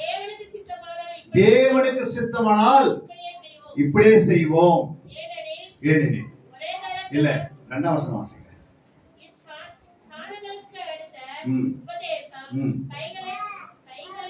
கைகளை வைக்குதல், மரித்தோர் உயிர்த்தெழுதல், நித்திய நியாயத்திற்காகிய என்பவர்களாகிய அஸ்திபாரத்தை மறுபடியும் ஓடாமல் பூரண ஆகும்படி கடந்து போவோமாக சொல்லிட்டு என்ன சொல்றாரு? தேவனுக்கு சித்தமானால் எப்படி செய்வோம்? பூரணமாகணும். அல்லேலூயா. ஃபர்ஸ்ட் நம்ம ஆரம்பத்துல சைக்கிள் ஓட்டும் போது எப்படி ஓட்டுறோம்? 10 முறை விழுந்து ஓட்டுவோம். ஆனா ஒரு 10 வருஷம் ஆனவங்க எப்படி ஓட்டுறாங்க? பூரணமாக தெளிவாக இருப்பாங்க. பிரேக் எங்க போடணும், எங்க ஸ்பீட் பிரேக் வருது, இதெல்லாம் பார்த்து போறாங்க. அது மாதிரி சர்ச்சுக்கு வரும்போது ஆரம்பத்துல இயேசு எப்படிப்பட்டவன்னு நமக்கு தெரியாது. அந்த ரட்சிப்பின் அனுபவத்துல வரும். ஆனா போக போக வளர வளர எப்படி இருக்கணும்? நீங்களே கிறிஸ்துவா மாறி. அல்லேலூயா. உங்களை பார்த்தா யார் பார்க்குற மாதிரி இருக்கணும்? கிறிஸ்துவ பார்க்குற மாதிரி இருக்கணும். முகத்துல கிறிஸ்து இருக்கிறாரா? நம்ம முகத்துல இருதயத்துல வந்தாதான் கிறிஸ்து எங்க இருப்பாரு? உங்க முகத்துல வருவாரு. அல்லேலூயா. சும்மா நம்ம கிறிஸ்துவ பெயர் கிறிஸ்துவா இருக்கக்கூடாது. கிறிஸ்துவை போல வாழ்ந்து காட்டணும். நீங்க விசுவாசம் நடக்கிற அடையாளங்கள் யாவன. அப்ப விசுவாசிகளுக்கு என்ன இருக்குது? அடையாளம் இருக்குது. என்ன அடையாளம்? நீங்க நவமான பாஷை பேசணும். அப்புறம் வியாதிஸ்கள் மேல போய் கை வைக்கணும். ஹாஸ்பிட்டல்ல என்ன பண்ணணும்? வியாதிஸ்கள் மேல போய் கை வைக்கணுமா? வைக்கக்கூடாது. விசுவாசிகள் நம்ம பேர் விசுவாசம். நீங்க என்ன இருக்கிறீங்களா? சபையில விசுவாசம் இருக்கிறீங்களா? குழந்தைகளா இருக்கிறீங்களா? விசுவாசம் நீங்க என்ன பண்ணணும்? ஒரு வியாதிஸ்கள் போய் என்ன பண்ணணும்? மேல கை வச்சு ஜெபிக்கணும். அப்ப அவங்க கட்டு உடையும். அவங்க குடும்பம் ரட்சிக்கப்பட்ட சபையில சேர்க்கப்படுவாங்க. அல்லேலூயா. அவங்க யாரும் தானே எனக்கு ஒட்டிக்க மாட்டேன் வேலைன்னு சொல்லிட்டு யாரும் கை வைக்க மாட்டாங்க. அல்லேலூயா. அப்படி கிடையாது. விசுவாசினா நீங்க என்ன செய்யணும்? போய் அவங்க கை வச்சு ஜெபிக்கணும். அப்ப நீங்க ஜெபம் பண்ணும்போது என்ன ஆகும்? கட்டு உடையும். சரிங்களா? நீங்க ஜெபம் பண்ணாவும் ஒரு 2 லட்சம் ரூபாய் மிச்சம் ஆயிடுது. அல்லேலூயா. அவங்களுக்கு உடனே அவங்க யோசிப்பாங்க. நேற்று தான் அவங்க என்ன பண்ணாங்க? டாக்டர் 2 லட்சம் அவனை கேட்டாங்க. இந்த அம்மா இந்த குழந்தை அது மேல கை வச்சு ஜெபம் பண்ணிட்டு போயிட்டாங்க. ஆண்டு சுகத்தை கொடுத்துட்டாரு. நம்ம சர்ச்சுக்கு போயிடலாம் வாங்க அப்படின்போம். அல்லேலூயா. அப்ப இதெல்லாம் யார் செய்யறது? விசுவாசிகள் நம்ம அடையாளங்கள் இருக்குது. சரிங்களா? இது நம்ம தைரியமா வச்சு ஜெபம் பண்ணணும். 4வது நாம் பார்க்கிறோம், இயேசு ஆட்டுக்குட்டியை போல் வந்தார். என்ன வந்தாரு? ஆட்டுக்குட்டியை போல் வந்தார் என்று யோவான் 1ஆம் அதிகாரம் 29ஆம் வசனம். ம். இயேசுவே தன்னிடத்தில் வர கண்டு, ம். இதோ உலகத்தின் பாவத்தை சுமந்து தீர்க்கிற தேவ ஆட்டுக்குட்டி. பாருங்க, நம்முடைய இயேசு யாரு? பாவங்களை சுமந்து தீர்க்கிற தேவ அங்க சொல்லப்பட்டிருக்குது, இதோ உலகத்தின் பாவத்தை சுமந்து தீர்க்கிற தேவ ஆட்டுக்குட்டி. அல்லேலூயா. ஆட்டுக்குட்டி. ஆனா பேதுரு அழகா எழுதுறாரு. 1 பேதுரு 1:19 பேதுரு எப்படி எழுதுறா பாருங்க. 1 பேதுரு 1:19 குற்றமில்லாத மாசற்ற ஆட்டுக்குட்டியாகிய பாருங்க, என்னது? குற்றமில்லாத மாசற்ற ஆட்டுக்குட்டியாக கிறிஸ்துவின் விலையேறி பெற்ற ரத்தம் மீட்கப்பட்டது என்று அறிந்திருக்கிறீர்களே. அல்லேலூயா. ஆனா அதை காட்டியும் மறுபடியும் ஏசாயா எழுதுறாரு 53:7 தீர்க்கதரிசனம் எழுதுறாரு பாருங்க. அவர் நெருக்கப்பட்டு ஒடுக்கப்பட்டும் இருந்தார். ஆனாலும் தம்முடைய வாயை அவர் திறக்கவில்லை. அடிக்கப்படும்படி கொண்டு போகப்படுகிற ஒரு ஆட்டுக்குட்டியைப் போலவும், தன்னை மயிர் கத்திக்கிறவனுக்கு முன்பாக சத்தமிடாது இருக்கிற ஆட்டைப் போலவும் அவர் தம்முடைய வாயை திறவாதிருந்தார். பாருங்க எப்படி இருந்தாரு. அங்க சொல்லப்பட்டிருக்கிறது, அடிக்கப்படும்படி கொண்டு போகப்படுவதற்கு ஒரு ஆட்டுக்குட்டியை போலவும் தன்னை என்ன பண்ணாரு, மயிர் கத்தரிக்கிறவருக்கு முன்பாக சத்தமிடாது இருக்கிற ஆட்டை போலவும் அவர் என்ன பண்ணாரு, தம்முடைய வாயை திறவாது இருந்தார். நம்ம பாருங்க, யாராவது சின்ன வார்த்தை சொல்றா என்ன பண்றோம்? அவங்களை விடுறதே இல்லை. கடைசி வரைக்கும் போட்டி போட்டு என்ன பண்றோம், போலீஸ் ஸ்டேஷன் வரைக்கும் போயிட்டு வந்துடும். ஒரு சின்ன வார்த்தை சொன்னாலும் சகிக்கும் தன்மை இல்லை, விட்டு கொடுக்கிற தன்மை இல்லை. அவங்க கிறிஸ்தவங்களா? ஒரு கிறிஸ்தவனை எப்படி இருக்கணுமா? சகித்து கொள்ளணும். மாமியார் சொல்றாங்கன்னா மருமகன் என்ன பண்ணணும்? சகித்து கொள்ளணும். எங்க மாமியார் தானே தாய்க்கு சமமா இருக்கிறாங்களே. கிறிஸ்துவுடைய அன்பு உள்ள இருந்தா என்ன பண்ணும்? சகித்து கொண்டு அவங்களுக்காக ஜெபம் பண்ணும். சரி, தெரியாது பேசிட்டாங்க, மாமியாருக்காக நான் ஜெபம் பண்றேன். நல்ல ரூத் என்ன பண்ணாங்க? மாமியாருக்காக ஜெபம் பண்ணாங்க. சரி, மருமகளே சொல்லிட்டாங்க, மாமியார் என்ன பண்ணோம்? சகித்து கொண்டு என்ன பண்ணோம்? உடனே ஜெபம் பண்ணணும். ஆனா மருமகன் என்ன பண்றாங்க? உடனே அவங்க வீட்டுக்கு போன் பண்ணிடுறாங்க. புரியுங்களா? இது மாதிரி மாமியார் பேசுறது. அவங்க என்ன பண்றாங்க? நீ உடனே விட்டு ஒடியா என்கிட்ட அப்படின்றாங்க. அப்ப வீடு அப்படி என்ன பண்ணுது? குழந்தை போயிடுது. கிறிஸ்துவ என்றால் கிறிஸ்துடைய அடிச்சுவடையில வளரணும். அல்லேலூயா. ஒரு ஆட்டுக்குட்டியை போல இயேசு இருந்தாங்கன்னா, நம்ம ஆட்டுக்குட்டியை போல இல்லைன்னா கூட ஆட்டுக்குட்டியில ஒரு சின்ன சுபாவனம் நமக்குள்ள இருக்கணும்ல. அல்லேலூயா. இயேசுவை பின்பற்றுகிறோம், இயேசுன்ற நாமத்தை வாயில உச்சரிக்கிறோம், இயேசு பற்றி மற்றவர்கள் சொல்லுகிறோம், நம்ம கிறிஸ்துவின் பேர் வச்சிருக்கிறோம், நம்ம எல்லாரையும் பார்த்து முன்னாடி எப்படிக்கிறோம், நம்ம வீட்டில் ஒரு ஸ்டார் தொங்க வச்சிருக்கிறோம், அதெல்லாம் என்ன பண்றோம், என்னென்னமோ செய்து கொண்டிருக்கிறோம். அதெல்லாம் செய்து இட்லி செய்து சாப்பிடுறோம் நாளைக்கு. அல்லேலூயா. அவர் பேர்ல இதெல்லாம் செய்துட்டு, ஆனா அவருடைய ஒரு சுபாவம் நமக்குள்ள இல்லைன்னா எப்படி இருக்கும்? நம்ம சகிக்க முடியல, விட்டு கொடுக்க முடியல. சொன்னா அண்ணா தானே சொன்னாரு, அக்கா தானே சொன்னாங்க, தம்பி தானே சொன்னாங்க, மனைவி தானே சொன்னாங்க, அதை ஏற்றுக்கொண்டு அவங்களுக்காக ஜெபம் பண்ணணும். உன் அறை வீட்டை பூட்டி என்ன செய்யணும்? வாசிங்க அந்த வசனத்தை. மத்தேயு 6:6 இயேசு சொன்னார் பாருங்க. மத்தேயு 6:6 நீ ஜெபம் பண்ணும்போது மாயக்காரரை போல இராமல் 6:6 நீயோ ஜெபம் பண்ணும்போது உன் அறை வீட்டுக்குள் பிரவேசித்து உன் கதவை பூட்டி அந்தரங்கத்தில் இருக்கிற பிதாவை நோக்கி என்ன பண்ணுங்க? ஜெபம் பண்ணு.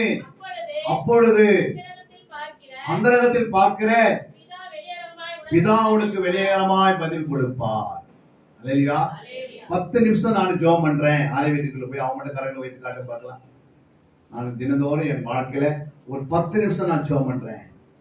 ஒரே ஒரு சகோதரி, பின்னாடி ஒரு 2 பேரு, அப்புறம் மீதெல்லாம் வந்தவங்களாம் இருக்கு. அல்லேலூயா. வரப்போற காலம் பயங்கரமான காலம். அல்லேலூயா. அங்க போட்டு பாருங்க, வெளிப்படுத்தின 6ஆம் அதிகாரம் 8ஆம் வசனம் சொல்றாரு ஆண்டவர். வெளிப்படுத்தின 6:8 வாசிங்க. நான் பார்த்தபோது மங்கின நிறமுள்ள குதிரையை கண்டேன். அதன் மேல் ஏறி இருந்தவன், எழுதியிருந்தது மரணம், பாதாளம் அவன் பின்னே சென்றது, பட்டயத்தினாலும் பஞ்சத்தினாலும் சாவினாலும் பூமியின் துஷ்ட மிருகங்களினாலும் பூமியின் காற்பங்கில் உள்ளவர்களை பாருங்க, பூமியில் கால் பங்கு வரையில கொலை செய்யும்படியான கொலை செய்யும்படியாக அதிகாரம் அவைகளுக்கு கொடுக்கப்பட்டது. கொடுக்கப்பட்டது. கால் பங்கு எவ்வளவு? இந்தியால நம்ம தமிழ்நாட்டுல 8 கோடி பேர் இருக்கிறாங்க. கால் பங்கு எவ்வளவுமா? ஏமா கால் பங்கு எவ்வளவு? இங்க பாருங்க, கால் பங்கு எவ்வளவு? 8 கோடியில 2 கோடி. சரிங்களா? 2 கோடி கர்த்தருடைய பட்டயத்தினாலே கொல்லப்படுவார்கள். எப்போ? கர்த்தருடைய பட்டயம் என்பது எதை குறிக்கிறது? கொள்ள நோயை குறிக்கிறது. இப்ப வரப்போற பயங்கரமான வியாதிகள் வரும்போது அது கால் பங்கு 2 கோடி பேர் தமிழ்நாட்டில் என்ன பண்றாங்க? அவுட் ஆயிடுவாங்க. இந்தியாவில் 140 கோடி, அது எத்தனை கோடி போயிடும்? 35 கோடி போயிடும். ஃபுல் வேர்ல்டுல 8000 கோடி 800 கோடினா அது 200 கோடி போயிடுவாங்க. ஆண்டு சொல்ற, நான் சொல்ல. சரிங்க, கால் பங்கு போயிடும். அப்ப எப்போ? ஜெபிக்காதவனா போயிடுவாங்க, வசனத்தை வாசிக்காத போயிடுவாங்க, தேவ சமூகத்தில் உட்காராத போயிடுவாங்க, தேவனை தேடாத போயிடுவாங்க. ஏன்னா ஆண்டு சொல்ல, நீ விழுத்திருந்து ஜெபிக்காவிட்டால் பிசாசு உன்னை விழுங்கிடுவான், வியாதி உன்னை பிடிச்சிடும். சரிங்களா? 7ஆம் அதிகாரம் 9ஆம் வசனம் வெளிப்படுத்தல 7:9. அவர் 5ஆம் முத்திரையை உடைத்தபோது பாருங்க, 5ஆம் முத்திரை 7:9 என்ன சொல்றாரு? அவர் 5ஆம் முத்திரையை உடைத்தபோது தேவ வசனத்தின் நிமித்தம் தாங்கள் கொடுத்த சாட்சி நிமித்தம் கொல்லப்பட்டவர்களுடைய ஆத்துமாக்களை பலிபீடத்தின் மேல் கண்டேன். பாருங்க, கொல்லப்பட்ட ஆத்மா பலிபீடத்தில் கண்டேன். 7ஆம் அதிகாரத்துல ஆண்டவர் சொல்றாரு, வெள்ளம் விண் வஸ்திரம் தரித்து கொண்டு எல்லாம் என்ன பண்ணுவோம்? பரலோகத்துல ஒரு கூட்டம் நிக்க போகுது. அல்லேலூயா. அப்போ 7ஆம் அதிகாரம் வருகை குறித்து பேசுறாரு, 6ஆம் அதிகாரம் எச்சரிப்பு குறித்து பேசுறாரு. நம்ம வருகையில் என்ன பண்ணணும்? நம்ம ஆயத்தம் ஆகணும். இதெல்லாம் மத்திய 24ஆம் அதிகாரத்தில் ஆண்டு சொல்றாரு, இதெல்லாம் நடக்க வேண்டிய காரியம் நடக்கும். அல்லேலூயா. என்னென்ன நடக்கும்? பூமி அதிர்ச்சி நடக்கும், கொள்ளை நோய்கள் வரும், அப்புறம் சுனாமி வரும், அப்புறம் என்ன வரும்? சொல்லுமா? பகை வரும், விரோதம் வரும், எல்லாம் வரும். ஆனா நம்ம தப்பிக்கிறனா நமக்குள்ள என்ன இருக்கணும்? ஜபம். ஜபம் இல்லை அப்படின்னா 2024 இருந்த நீ பாத்தீங்கன்னா நிறைய சத்துரு தந்திரமா களை போட்டு நிறைய ஜனங்க என்ன பண்ணிடுவான்? விசா தூக்கிடுவான். அல்லேலூயா. விழுத்திருந்து நம்ம ஜெபிக்கணும். எப்படி ஜெபிக்கணும்? விழுத்திருந்து ஜெபிக்கணும். ஆண்டவர் எழுதின வசனம் இனி பேசிட்டாரு, நீங்க அதை கேட்டு அதன்படி நீங்க நடந்தா 2024 ஆசீர்வாதம் மாறிடும். அல்லேலூயா. இல்ல நான் தூங்கினே இருப்பேன், தூக்கத்தை தவிர எனக்கு அந்த வேலையும் கிடையாது. அல்லேலூயா. நான் சாப்பிடுவேன், தூங்குவேன், வேலைக்கு போவேன்னா உன்னுடைய நாட்களை நீ சத்துரு என்ன பண்ணிடுவான்? உள்ள நுழைஞ்சிடுவான். 21:36 சொல்றார் ஆண்டவரு. லூக்கா 21ஆம் அதிகாரம் 36ஆம் வசனம். லூக்கா 21:36 வாசிங்க. லூக்கா 21:36 இருக்கா? ஆகையால் இனி சம்பவிக்க போகிற என்ன செய்யணும்? இவைகளுக்கெல்லாம் இவைகள் என்ன? ஆண்டவர் லிஸ்ட் போட்டு காட்டினா பாருங்க, வெளிப்படுத்தின 6:8. இவைகளுக்கெல்லாம் நீங்கள் தப்பி மனுஷகுமாரனுக்கு முன்பாக நிற்க பாத்திரவானா எண்ணப்படுவதற்கு எப்பொழுதும் எப்போது ஜெபம் பண்ணணும். அல்லேலூயா. நீங்க எல்லாம் எப்போது ஜெபம் பண்ணலாம் மாறிட்டீங்கன்னா அதெல்லாம் தப்பிடுவீங்க. இனி சம்பவிக்க போகிற இதெல்லாம் தப்புவீங்க. இல்லை என்றால் அதுல சிக்கிட்டு அப்புறம் உங்களுக்காக யார் ஜெபம் பண்ணாலும் விடுவீங்க. அல்லேலூயா. காற்று இருக்கும் போதே தூத்திக் கொள்ளணும். புரியுங்களா? காற்று இருக்கும் போது, நல்லா இருக்கும் போதே ஜெபித்துக் கொள்ளணும்.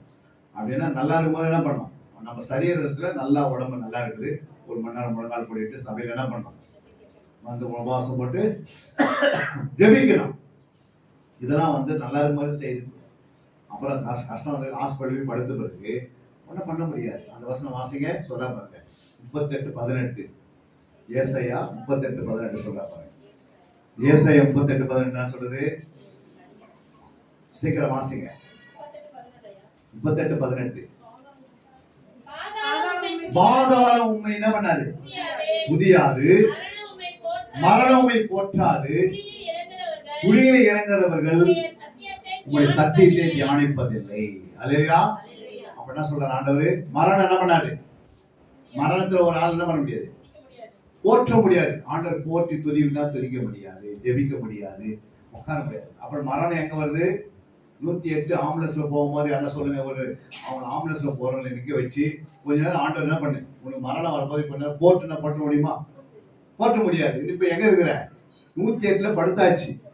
இப்ப என்ன பண்ண, மரணம் என்ன அறியணும். மரணம் வரும்போது போற்ற முடியாது. நல்லா இருக்கும்போது என்ன பண்ணும், போற்றி புகழ்ந்து பாடும். அல்லேலூயா. 2 ஹவர் 3 ஹவர் நல்லா துதித்து பாடுனீங்கன்னா பிசாசு இந்த ஏரியா விட்டு ஓடிப்படும். எல்லா மக்களும் ஆண்டவர் ஆதரிப்பார். அல்லேலூயா. நம்மளால பாட முடியல, துதிக்க முடியல, போற்ற முடியல, எதுவும் செய்ய முடியல. ஒன்லி நம்ம சாப்பிட்டுட்டு தூங்குறது மட்டும் தெரியும். அல்லேலூயா. இது உலக மனுஷன் ரட்சிக்கப்படாத செயல்கிறாங்க. ரட்சிக்கப்பட்டவங்க நிலைமை இப்படி இருந்தா எப்படி இருக்கும்? போற்றி பிடிக்க முடியாது. அந்த நேரத்துல ரொம்ப கஷ்டம். அப்புறம் என்ன சொல்றாரு? பாதாளம் துதியாது. துதியாது. அப்படின்னா நீ பாதாளத்துக்கு போகும்போது அன்னைக்கு அங்க போய் துதிக்க முடியும். பாதாளத்துல விழும்போது துதிக்க முடியுமா? அந்த அவன் போன பாருங்க ஐஸ்வர்யன், பாதாளத்துக்கு போகும்போது அங்க என்ன பண்ண முடியல, ஒரு சொட்டு தண்ணி கேட்டிருந்தாரு. புரியுங்களா? அப்ப சொன்னார் ஆண்டவர், அவங்க மோசேவும் எளியமா இருக்கிறாங்க, அவன் பார்த்துப்பாங்க அப்படின்ட்டார். அல்லேலூயா. ரொம்ப கஷ்டப்பட்டான். அண்ணன் தம்பியெல்லாம் விட்டு வந்துட்டேனே, அக்கா தங்கச்சார விட்டு வந்துட்டேனே, இவங்க ரொம்ப கஷ்டப்படுறாங்க. அப்ப பாதாளத்துல போய் வேதனையில் இருக்கிறோம். அங்க வந்து என்ன பண்ண முடியாது, துதிக்க முடியாது. அப்புறம் குடியில இறங்குறவர்கள் என்ன பண்ண முடியாது, சத்தியத்தை தியானிக்க அப்படின்னு பெட்டியில வச்சு உள்ள வச்சுட்டு இருக்கு. பைபிள் கொண்டாந்து அவர் கொண்டாந்து தியானம் பண்ணுவாரு அப்படின்னு சொல்ல முடியுமா? முடியாது. அந்த குடியில வச்சாச்சு. அதை ஆண்டு சொல்ல தீர்க்க தரிசனம் எழுதிட்டார் வசனங்க. இந்த வசனம் எல்லாம் நமக்கு எழுதி கொடுத்துட்டு பிறகு நம்ம ஏதோ எழுதி இருக்கிறாரு. குடினா என்ன தெரியல, பாதாளம் தெரியல, மரணம் என்ன தெரியல, இதெல்லாம் வந்து ஆம்புலன்ஸ் எல்லாத்தையும் எழுதி வச்சிட்டாரு ஆண்டவர். அல்லேலூயா. நம்மளை எச்சரிக்காரு. 5வது நாம் பார்க்கிறோம், அங்கே சொல்லப்பட்டிருக்கு, இயேசு ஜனங்களை ஏற்றுக்கொள்ள ரத்தம் சிந்த வந்தார். அல்லேலூயா. அப்போ எபிரேயர் 9ஆம் அதிகாரம் 14 சொல்லுகிறது. எபிரேயர் 9:14 சீக்கிரம் வாசிங்க. எபிரேயர் 9:14 யாராவது ஒட்டு வாசி. தம்மைத்தாமே பழுதற்ற பலியாக தேவனுக்கு ஒப்புக் கொடுத்த கிறிஸ்துவினுடைய ரத்தம் ஜீவனுள்ள தேவனுக்கு ஊழியம் செய்வதற்கு உங்கள் மனச்சாட்சியை செத்த கிரியைகளற சுத்திகரிப்பது எவ்வளவு நிச்சயம். அப்ப நித்திய ஆவியினாலே தம்மைத்தாமே பழுதற்ற பலியாக தேவனுக்கு ஒப்புக் கொடுத்த கிறிஸ்துடைய ரத்தம் ஜீவனுள்ள தேவனுக்கு என்ன செய்யணும், ஊழியம் செய்வதற்காக ரத்தம் சிந்திருக்கிறார். அல்லேலூயா. எத்தனை பேர் ஊழியம் செய்றீங்க அவர் ரத்தத்தினால? சொல்லுங்க, எத்தனை பேர் ஊழியம் செய்றீங்க? கொலோசியர் 1:20 வாசித்து பாருங்க. கொலோசியர் 1:20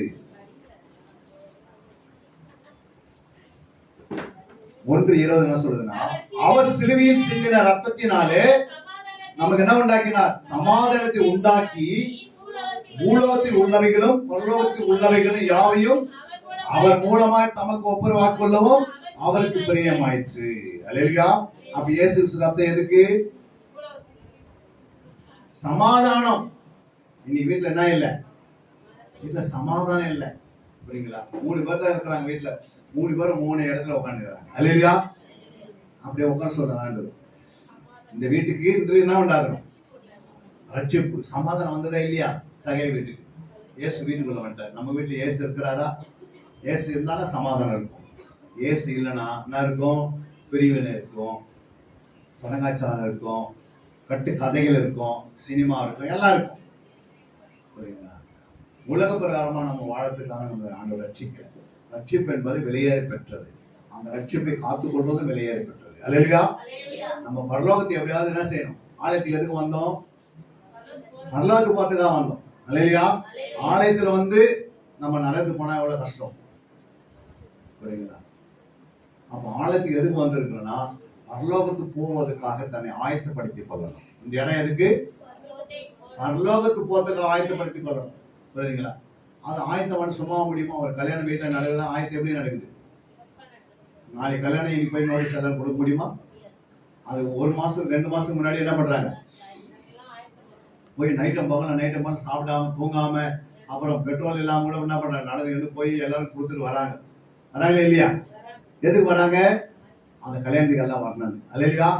அதுக்கு ஆயத்தப்படுத்துறாங்க. ஆனா ஆண்டவர் என்ன சொல்றாரு? நீ வருகைக்கு முன்னே ஆயத்தப்படுத்திக்கோ, ஆண்டோட வருகை வரப்போகிறார். அதுக்கு ஆயத்தமா இருக்கிறியா? ஆண்டோட வருகை தாமதம்னா மரணம் வரும். புரியுங்களா? அதுக்குள்ளே நம்ம ஆயத்தமாயிடணும். நம்மை நாம் சுத்திகரித்துக் கொள்ளணும், நம்மை நாம் பரிசுத்தமா காத்துக் கொள்ளணும். பரிசுத்தமா இருக்கிறவர்கள் இன்னும் பரிசுத்தத்துக்காக நோக்கி ஓடணும். புரியுங்களா? அப்ப பரிசுத்தனா என்ன? கீழ்ப்படிந்து பரிசுத்தம். என்னது? ஆண்டவர் கீழ்ப்படிந்தால் பரிசுத்தம். அல்லேலூயா. அவர் இயேசு கிறிஸ்துவுடைய கீழ்ப்படிந்தனாலே எல்லா ஜனம் கீழ்ப்படிதலுக்குள்ள கொண்டு வரார். ஆதாம் கீழ்ப்படியாதனால அவன் என்ன பண்ணிட்டான்? எல்லாரும் அடிமைப்படுத்தினான். அடிமைத்தனத்தில் இருக்கிற ஜனங்களை எல்லாரும் இயேசுக்குள்ள கொண்டு வரதுக்கு இயேசு என்ன பண்ணிட்டாரு? பிதாவுக்கு கீழ்ப்படிந்தாரு. நம்ம இயேசுக்கு கீழ்ப்படுகிறோமா? அல்லேலூயா. இயேசுக்கு எப்படி கீழ்ப்படியணும்? சொன்ன வார்த்தைக்கு கீழ்ப்படியணும். அல்லேலூயா. இந்த சபை மேய்ப்பருக்கு கீழ்ப்படுகிறீங்களா? எது சொன்னாலும் எதிர்த்து பேசுறீங்களா? எதிர்த்து பேசினால் ஆக்கினி திருப்புள்ள மேல வந்துடும். அல்லேலூயா. மேய்ப்பருக்கு எல்லாவற்றையும் கீழ்ப்படிந்து சொல்றதை கேட்டு நடக்கணும். புரியுங்களா? நீங்க என்ன செய்யணும்? மந்தைகள் மந்தை என்ன செய்யணும்? 3 இடத்துல தான் போயிடும். மந்தை எத்தனை இடத்துல இருக்கணும்? 3 இடத்துல தான். எங்கெங்க இருக்கணும்? 1 சபைக்குள்ள இருக்கணும், 2 வீட்டுல இருக்கணும், 3 வேலை செய்யணும். இந்த 3 இடத்துல ஒரு ஆள் இல்லை அப்படின்னா என்ன அர்த்தம்? சொல்லுங்க. 6வதாக நாம் பார்க்கிறோம், இயேசு கட்டப்பட்டவராய் பாடுபட்டு வந்தார். மத்திய 27ஆம் அதிகாரம் 2ஆம் வசனத்தை வாசிக்கும் போது வாசிங்க. அவரை கட்டி கொண்டு போய் தேசாதிபதியாக பொந்திய பிலாத்துவினிடத்தில் ஒப்பு கொடுத்தார்கள். பாருங்க எப்படி கொண்டு போனாங்க அவரை?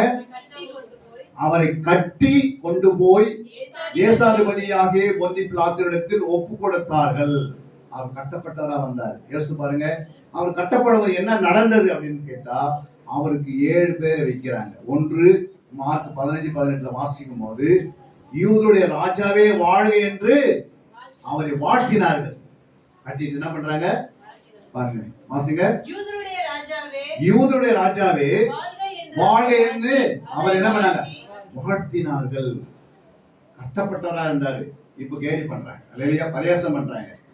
புரியுங்களா? 27:32 வாசிக்கும் போது, மத்திய 27:37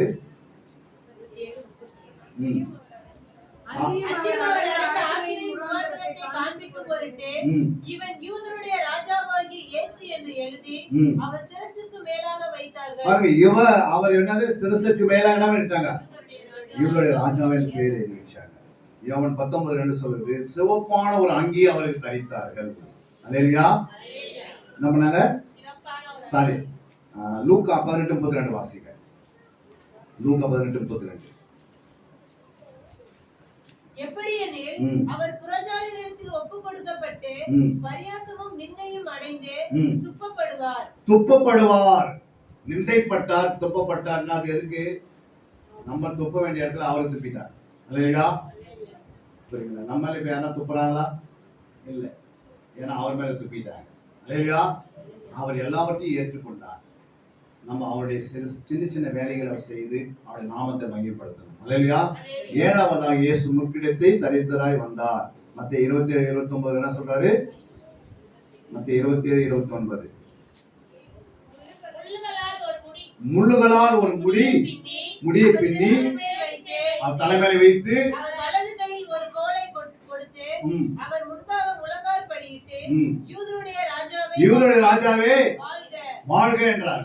யோசித்து பாருங்க, முள்ள மேல வச்சு அப்படியே விட்டுட்டா பரவாயில்ல, அதை வேற என்ன பண்ண? ஒரு கோழினாலே இவ்வளவு வேதனை அப்படின்னா எதுக்கு? முள்ளி அதை சாபத்தை குறிக்கிறது. அல்லேலூயா. இன்னைக்கு நம்முடைய சாபத்துல இயேசு என்ன பண்ணிட்டாரு? அவர் பிறந்தது உண்மை, அவர் மரிச்சது உண்மை. அல்லேலூயா. அந்த பிறந்ததுக்கும் மரித்ததுக்கும் நடுவில் அவர் என்ன செய்தார் என்றால், நம்முடைய வியாதிகளை சுமந்தார், நம்முடைய நோய்களை சுமந்தார், நம்முடைய பாடுகளை சுமந்தார், நம்முடைய உபத்திரங்களை சுமந்தார், நம்முடைய இளவெளிகளை சுமந்தார், நம்முடைய தரித்திரத்தை அவர் சுமந்து கொண்டார்.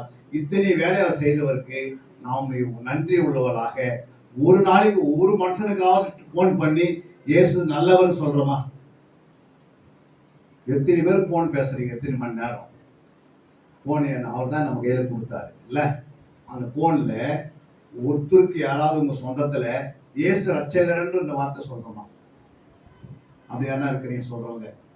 சும்மா நான் வந்து மெசேஜ் கேட்டு போறதுக்காக இல்லை. அல்லேலூயா. இயேசுக்கு நம்ம எப்படி இருக்கணும்? உண்மை உள்ளதா இருக்கணும். இயேசு யாரு? மணவாளன். நம்ம யாரு? மணவாட்டி. ஒரு மணவாளனுக்கு மணவாட்டி எப்படி இருக்கணும்? ஒரு கணவனுக்கு மனைவி எப்படி இருக்கணும்? எப்படிமா இருக்கணும்? தன்னுடைய சொல்லுக்கு கீழ்ப்படியணும். இப்ப நம்ம மனவாட்டியே போறோம் பரலோகத்துல. போனா அங்க ஆண்டவர் சொல்றாரு, நீ எனக்கு யாரும் எதுவுமே செய்யல, நீ யாரும் இல்லை, நீ மனவாட்டி ஆகவே முடியாது. மறுபடியும் நீ உன்னிடத்துல வஸ்திரம் சொல்லி மேல இருந்து கீழே தள்ளுவார். இல்லையா? அப்பதான் தெரியும் நான் ரொம்ப கஷ்டத்தை நானு பூமியில இருக்கும் என்ன பண்ணிட்டேன். 2 கொரிந்தியர் 5:10 ஆண்டவர் சொல்றாரு. 2 கொரிந்தியர் 5:10 ஏனென்றால் சரீரத்தில் அவனவன் செய்த சரீரத்தில் அவனவன் செய்த நன்மைக்காவது தீமைக்காவது தக்க பலனை அடையும்படி நாம் எல்லாரும் கிறிஸ்துவின் நியாயாசனத்திற்கு முன்பாக வெளிப்பட வேண்டும். ஒரு நாள் பக்கா போய் நம்ம ஆண்டவர்கிட்ட நிற்போம். ஆண்டவர் கணக்கு கேட்பாரு. அவங்க பலன் சொல்றாரு. அவன் செய்த சரீரத்துல செய்த பலன் நீங்க என்ன செய்தீங்கன்னு எப்ப தெரியும்? நியாயத்திற்குள்ள தெரியும். அப்ப ஆண்டவர் நிக்க வைப்பாரு. நான் உனக்கு உன்னை ரட்சித்து உன்னுடைய ஆலயத்தில் கொண்டு உட்கார வச்சேன். என் ரத்தத்தை உன்னை கழுவுனேன். என் ரத்தத்தை நீங்க புசுத்தீங்க, என் மாம்சத்தை புசுத்தீங்க, புரியுங்களா? என் பாதத்துல வந்தீங்க, ஆனா எனக்காக என்னமா செய்தான்னு கேட்பாரு. புரியுங்களா? அப்ப அந்த எஜமானுக்கு முன்னாடி நிற்கும் போது ஆண்டவர் சொல்வார். என்ன சொல்வாரு? மத்தேயு 25:25 சொல்றாரு பாருங்க. மத்தேயு 25:25 என்ன சொல்றாரு? நான் பயந்து போய் நான் தாளத்தை நிலத்தில் புதைத்து உம்முடையதை வாங்கிக் கொள்ளும் என்றேன். அப்போ இயேசு சொல்றார் பாருங்க. அடுத்த வசனம் 26. அவனுடைய எஜமான் பிரதியுத்தரமாக இயேசு சொல்றாரு. அவனுடைய எஜமான் பிரதியுத்தரமாக என்ன சொல்றாரு? பொல்லாதவனும் சோம்பேறியே, நான் நினைக்காத அறுக்கிறேன் என்றும் தெளிக்காத இடத்தில் சேர்க்கிறேன் என்று அறிந்திருந்தாயே. பாருங்க, அவரு என்ன சொல்றாரு? பொல்லாதவன் என் பேர் வச்சு 25:15 என்ன சொல்றாரு பேரு அவருக்கு? திறமை உள்ளன்னு சொல்றாரு. 25:15 என்ன சொன்னாரு? 25:26 போகும்போது பொல்லாதவன் பேர் வாங்கிட்டான். ஆண்டவர் கொடுத்த தாளந்தே புதைத்துட்டான். ஆனா 35 போய் பாத்தீங்கன்னா இல்ல 32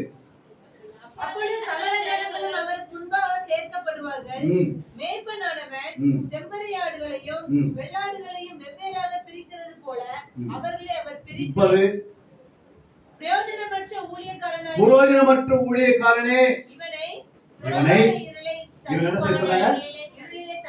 இவனை கையை கால் என்ன பண்ணு கட்டி எங்க இருக்க பண்ணுமா? புறமான இருளிலே போடுங்கள், அங்கு அழுகையும் பற்கடிப்பும். எங்க போய் கட்டாரு ஆண்டவரே?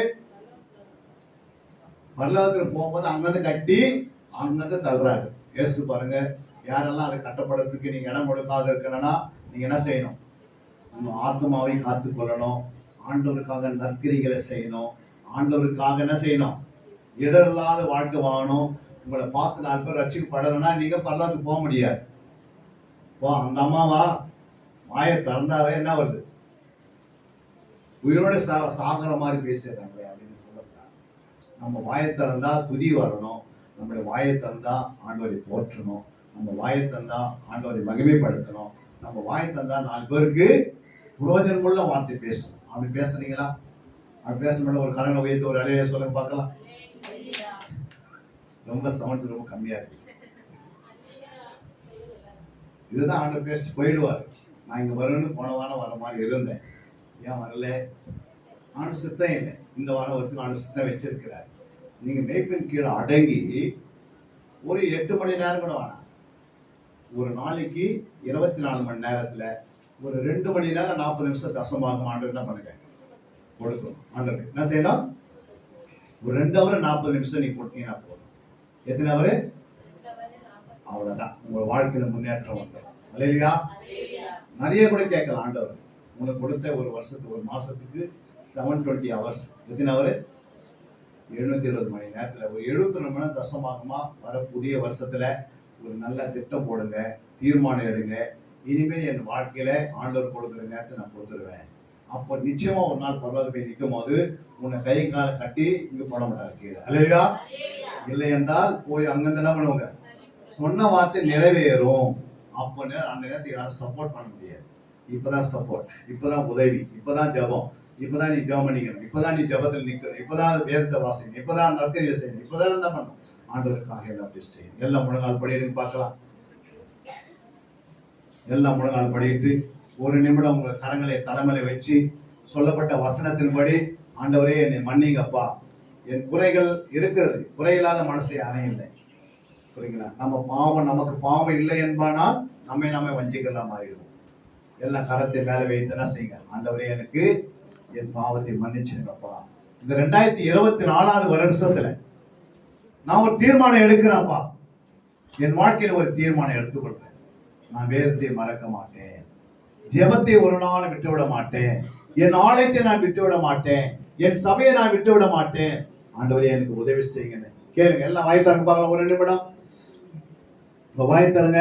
ஆண்டவரே என்னை மன்னிச்சுடுங்க.